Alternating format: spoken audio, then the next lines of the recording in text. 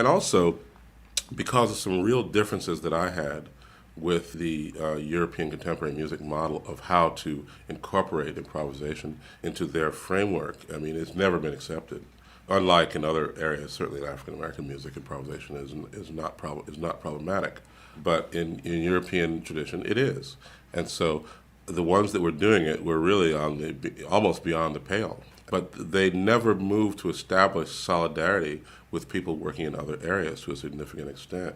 And the structures that supported them were often not supportive of other people who were working in similar areas. And they were always at pains to make distinctions between what they were doing and jazz.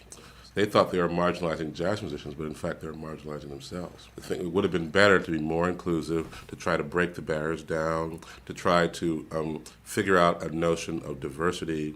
But instead, people were always at pains to say, well, this music is different from jazz because of this. The students were sort of telling me this. And I said, well, okay, fine, your music is different from jazz, but I don't see anything wrong with jazz.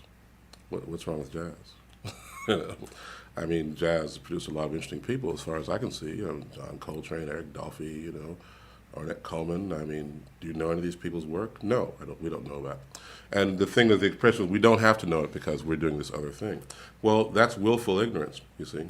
No one ever says that about other things. We don't have to know about this. That was another barrier to break down, that we don't have to know about this syndrome. There isn't any music that's worth ignoring, as far as I can see.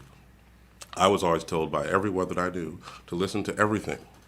And they took that literally. I don't think they just meant people. I think they meant everything.